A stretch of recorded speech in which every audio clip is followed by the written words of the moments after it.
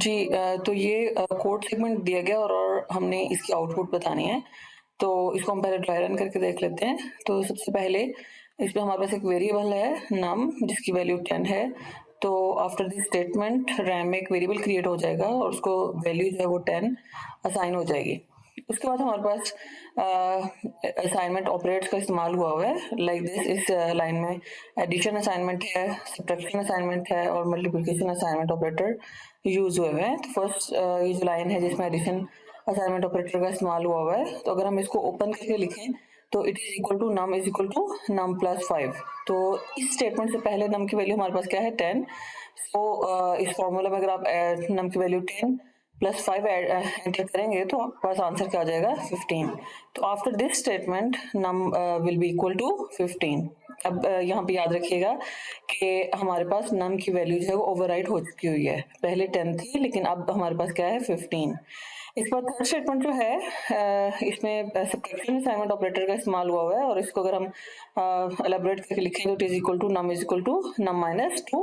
और नम की वैल्यू इस स्टेटमेंट से पहले क्या है हमारे पास 15 और -2 जब करेंगे तो हमारे पास क्या आंसर आ जाएगा 13। और इस स्टेटमेंट के एग्जीक्यूट होने के बाद रैम में नम की वैल्यू अपडेट हो जाएगी और अब हमारे पास नम की वैल्यू 13 है।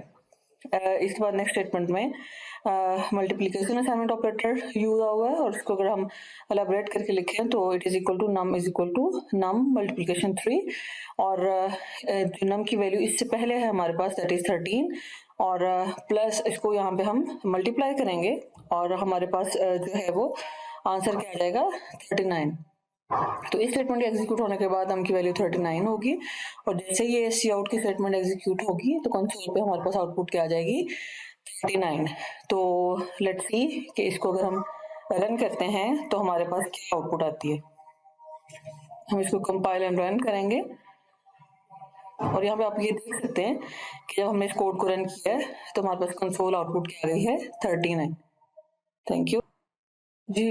तो ये एक नेक्स्ट कोड सेगमेंट है और इसमें बेसिकली ऑपरेटर प्रेसिडेंस और ऑपरेटर एसोसिएटिविटी के जो रूल्स हैं उनको ध्यान में रखते हुए हमने इसके आउटपुट को बताना है। तो इसमें इनिशियली 4 वेरिएबल्स हमने डिक्लेयर किए हैं i, j, k and n और उनको इनिशियलाइज किया है विद i को 5 के साथ, j को 6 के साथ, k 7 एंड n is 3। तो इस स्टेटमेंट की एग्जीक्यूशन के बाद रैम में ये 4 वेरिएबल्स क्रिएट हो जाएंगी और उनको इन वैल्यूज़ के साथ इनिशियलाइज कर दिया जाएगा। उसके बाद नेक्स्ट स्टेटमेंट में अगर आप देखें तो हमारे पास एक एक्सप्रेशन दिया हुआ है और इसमें जितने भी अरिथमेटिक ऑपरेटर्स हैं वो इस्तेमाल हुए हैं। तो ये जो अरिथमेटिक ऑपरेटर्स हैं इनके प्रेसिडेंस के हवाले से मैंने पढ़ा था कि जो मल्टीप्लिकेशन है या डिवीजन है या मॉडुलस है उसकी प्रेसिडेंस एडिशन और सब्ट्रैक्शन से ज़्यादा है। तो ये सॉल्व होंगे कि अगर हम इनकी वैल्यूज यहाँ पे पुट कर लें तो एक्सप्रेशन हमारा आई प्लस के के माइनस के मॉड एन है। तो अगर हम इनकी वैल्यूज पुट करें और उसके बाद देखें कि किस तरह से सॉल्व होंगे तो चूँकि इस एक्सप्रेशन में मल्टीप्लिकेशन और मॉड दोनों मौजूद हैं और दोनों की प्रेसिडेंस जो है वो इक्वल है। तो जब ऐसे एक्सप्रेशन हो जिसमें सेम प्रेसिडेंस के ऑपरेटर्स मौजूद हों तो फिर हम ऑपरेटर एसोसिएटिविटी को इस्तेमाल करते हुए देखते हैं रूल के operator associativity left to right है या राइट टू लेफ्ट। तो यहाँ पे चूँकि मल्टीप्लिकेशन और मॉडुलस है तो इसमें operator associativity left to right होती है। लाइक हमें एक्सप्रेशन में देखना है कि लेफ्ट साइड पे मल्टीप्लिकेशन डिवीजन या मॉडुलस में से जो भी पहले ऑपरेटर आएगा आपने उसको सॉल्व कर देना है। तो यहाँ पे अगर आप देखें सबसे पहले लेफ्ट साइड अगर हम देखें तो पहले 6 × 7 आ रहा है, हम इसको सॉल्व कर देंगे, बाकी सारा एक्सप्रेशन एज इट इज़ रहेगा। Then again we will scan from the left side और अब हम किसको सॉल्व करेंगे, हम मॉड को सॉल्व करेंगे। 7 और 3 को जब हम डिवाइड करते हैं तो रिमाइंडर हमारे पास 1 आता है।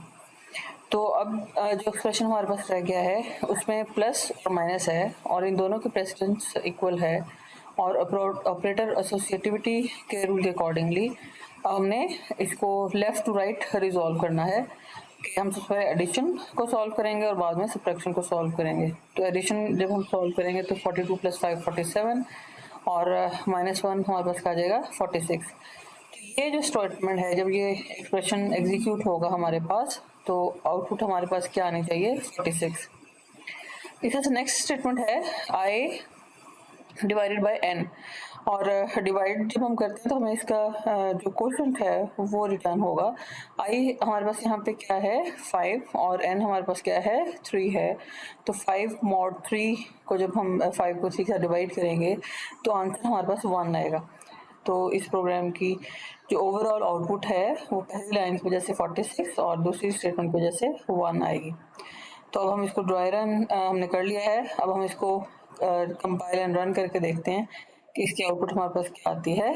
तो यहाँ पे आप देख सकते हैं कि इसकी आउटपुट वो हमारे पास 46 और 1 आई है, क्योंकि दो इसकी आउट की स्टेटमेंट्स हैं, तो दोनों में हमारे पास है वो 46 और 1 है। और यहाँ पे हमने हैंडल इस्तेमाल किया हुआ है, तो it will take control to the next line, और 1 जो है वो नेक्स्ट लाइन पे जाके प्रिंट हो जाएगा। Thank you.